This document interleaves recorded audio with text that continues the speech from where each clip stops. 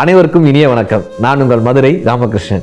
இந்த வாழ்க்கையில ஏற்படக்கூடிய சவால்களை, இந்த வாழ்க்கையில் ஏற்படக்கூடிய பிரச்சனைகளை விதிதான் இந்த வாழ்க்கை என்று நாம் விலகி விடாமல் இந்த வாழ்க்கையை சந்திக்கக்கூடிய தைரியத்தை பெற்று இந்த நாளை இனிய நாளாக மாற்றிவிட மாட்டோமா என்கிற மிகப்பெரிய முயற்சி தான் இந்த நிகழ்ச்சியினுடைய மாபெரும் நோக்கம்னே சொல்லலாம்.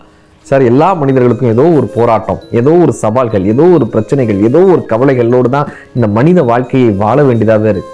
சமீபத்தில் ஒரு மேகசின் ஒரு ஆர்டிகிள் படிக்கிறேன். அமெரிக்கா எவ்வளோ பெரிய நாடுன்னு சொல்கிறோம். அமெரிக்கா அப்படின்னாலே நமக்கு எல்லாருக்கும் என்ன தோணுது? பணக்கார நாடாக இருப்பாங்க, அங்கே எல்லாரும் சந்தோஷமாக இருக்காங்க, நாம மட்டும்தான் அப்படி இருக்கணும்னு நினைப்போம்ல. ஒரு ஆர்டிகிள் படிக்கிறேன் சார். அமெரிக்காவில் 2 பிரிட்ஜு, ஒரு பிரிட்ஜோட பேர் பே பிரிட்ஜ், இன்னொரு பிரிட்ஜோட பேர் கோல்டன் பிரிட்ஜ். இந்த 2 பிரிட்ஜில் என்னப்பா சிறப்பம் சொன்னால், தற்கொலை பண்ணிக்கிறவங்க, அமெரிக்காவில் தற்கொலை பண்ணிக்கிறவங்களுடைய விகிதம் அதிகமாக இருக்கிறது இந்த 2 பிரிட்ஜில் தானாங்க. இந்த பிரிட்ஜை எதுக்கு கட்டியிருக்காங்க? அந்த அழகான நதியை கடந்து போறதுக்காக 2 பிரிட்ஜ் கட்டினா நம்ம ஆளுங்க அதுல இருந்து தான் கீழே குதிச்சு தற்கொலை பண்ணிட்டு இருக்காங்க அங்க. இதுல இன்னொரு ஆச்சரியமான விஷயம் என்ன தெரியுமா?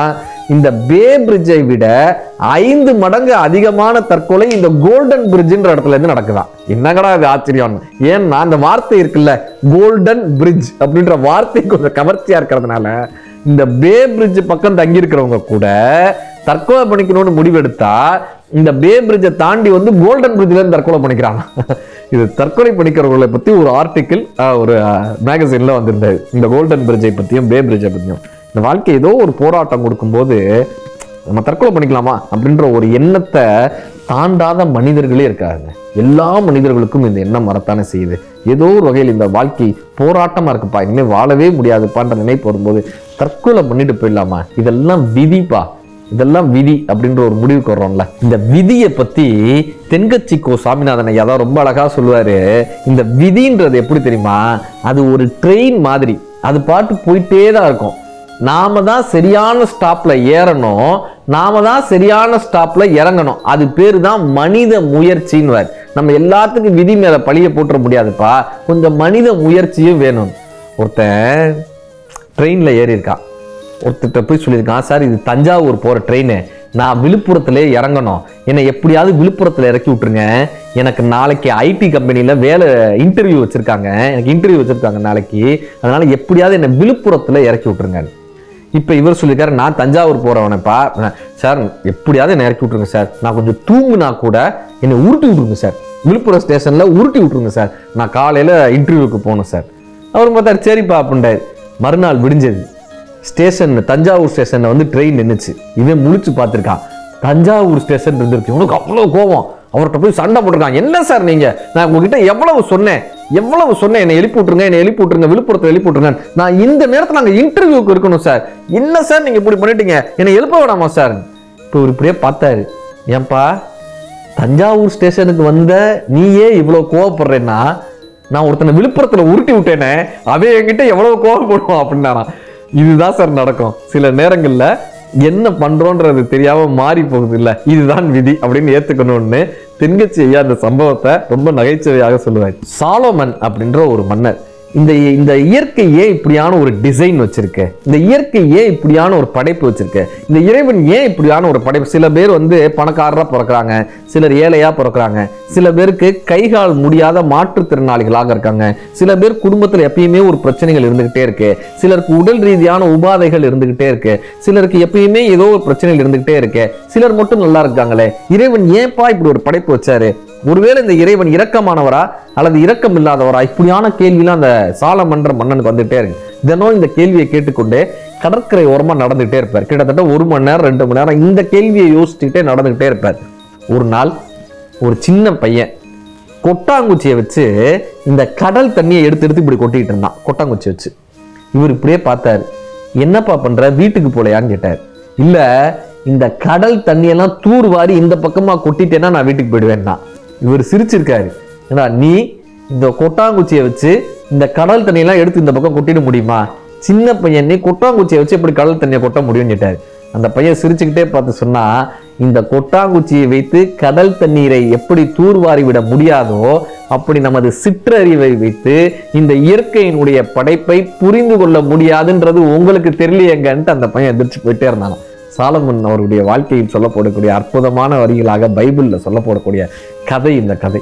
நம்ம இந்த சிற்றறிவை வச்சு இந்த உலகத்தை புரிஞ்சுக்கலாம்னு நினைக்கிறோம்ல, அதுதான் விதி. சார், புத்தர்கிட்ட ரொம்ப அழகா ஒருத்தர் கேள்வி கேட்டாங்க, இந்த செத்ததுக்கு அப்புறம் மனுஷங்க என்ன ஆகுறாங்க, செத்ததுக்கு அப்புறம் மனிதர்கள் எங்க போறாங்க, அவனுடைய விதி பலனாகத்தான் அவங்க சொர்க்கத்துக்கும் நரகத்துக்கும் போறாங்கன்றாங்களே, இந்த செத்ததுக்கு அப்புறம் ஒவ்வொருத்தரும் சொர்க்கத்துக்கு போறாங்களான்னு புத்தர் ரொம்ப அழகா சொன்னார், இருக்கிறவனை பத்தி நீ கவலைப்படு, செத்தவனை பத்தி இயற்கை பார்த்துக்கும், இருக்கிற வாழ்க்கையில இன்பமாக வாழ்றது எப்படின்னு நீ கவலைப்படுனார்.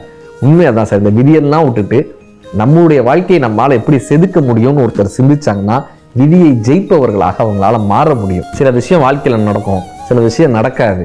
உடனே நம்ம என்ன பண்றோம், இந்த விதியை நான் ஏதாவது ஒரு பூஜை பண்ணி ஜெயிச்சிட முடியாதா, இந்த விதியை நான் ஏதாவது பரிகாரம் பண்ணி ஜெயிச்சிட முடியாதா, இந்த விதியை நான் ஏதாவது ஹோமம் பண்ணி ஜெயிச்சிட முடியாது. ஒருத்தன் ஜோசியர்கிட்ட போய் கேட்டிருக்கான், சாமி எனக்கு இந்த மாதிரி கல்யாணமே ஆக மாட்டேங்குது, நாங்கள் கிட்டத்தட்ட 6 வருஷமா பொண்ணு பார்த்துட்டு இருக்கோம், எனக்கு கல்யாணமே ஆகலை, என்ன பண்ணலான்னா.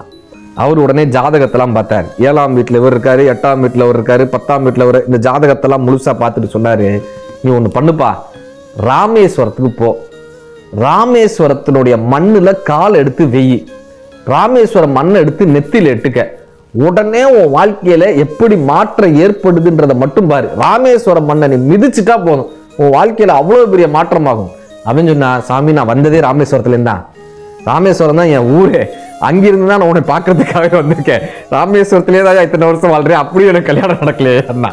இதுதான் விதி. இது நம்மளால மாற்ற முடியுமா? அப்ப மாற்ற முடியாததை யாரால் ஒருவன் ஏற்றுக்கொண்டு முடிகிறதோ, இப்போ என்ன யோசிக்கணும், நமக்கு ஏன் கல்யாணம் ஆகலை, நமக்கு சரியான வேலை இல்லையா, நாம என்ன பண்ணா கல்யாணம் ஆகும்னு யோசிச்சா ஜெயிச்சிருவான். கரெக்டா? விதின்ற பேர்ல என்ன பரிகாரம் பண்ணலான்னு போனால் அதை மாற்ற முடியுமானா மனித முயற்சிகள் சில இடங்களில் தோட்டு செல்கிறது. கண்ணதாசன் ஐயா அதனாலதான் சொல்லுவாரு, ஆக்கம் நம்முடையது, நோக்கம் அவனுடையதுன்றார். ஒரு திருடன் அரண்மனையில புகுந்து திருடலான்னு போனான். இப்ப ராஜாவும் ராணியும் பேசிட்டு இருந்தாங்க, நம்மளுடைய பெண்ணை ஒரு சன்னியாசிக்கு தான் கொடுக்கணும்னு 2 பேரும் பேசிட்டு இருந்தாங்க. இவன் இதை உடனே கேட்டான், சன்னியாசி வேஷம் போட்டு மறுநாள் போய் துறவியாக உட்காந்துட்டான். இப்ப ராஜா ஒவ்வொருத்தர்கிட்டயா வந்து கையெடுத்து கும்பிட்டுட்டே வந்தார், அங்க இருக்கக்கூடிய சன்னியாசிகளை கும்பிட்டுட்டே வந்தார். இவன் கிட்டக்க வந்து கும்பிடும் போது, உன்னுடைய பெண்ணை எனக்கு திருமணம் பண்ணி கொடுன்னு கேட்கணும்னு இவன் எல்லா மைண்ட் செட்லாம் வச்சுட்டான். இப்ப ராஜா கிட்டக்க வந்தாருங்க, வந்து இவனை வணங்கினாருங்க. இவன் ஆச்சரியத்தோட அந்த ராஜாவை பார்த்தான். ஒரு நாட்டினுடைய ராஜா அவ்வளவு பொண்ணும் பொருளும் வச்சிருக்கிறவர் நம்ம முன்னாடி வந்து கையை கூப்பி நிற்கிறாரு. அப்ப இந்த துறவாக இருக்கும்போது இந்த ராஜா கிட்ட இல்லாத ஒண்ணு தானே இந்த துறவிகள்கிட்ட இருக்கு. இந்த ராஜா வச்சிருக்கிற செல்வத்தை விட இன்னொரு பெரிய செல்வம் தானே இந்த துறவிகள்கிட்ட இருக்கு. இந்த ராஜா கிட்ட இல்லாத ஒண்ணு இவங்க கிட்ட இருக்குன்னா அதைத்தானே நம்ம தேடணும், நான் ஏன் அதை தேடக்கூடாதுன்னு அந்த நொடியில் அவர் மிகப்பெரிய ஜென் குருவாக மாறினார்னு ஜென்ல சொல்லப்படக்கூடிய ஒரு அற்புதமான கதை. கடல்ல தற்கொலை பண்ணிக்கணும்னு நினைச்சவன் முத்து எடுத்துட்டு வந்த கதையும் இருக்கு, நடந்து போனவன் கல் தடுக்கி விழுந்து செத்து போன கதையும் இருக்கு. ஆக்கம் நம்முடையது, நோக்கம் அவனுடையது, அதுதான் விதி.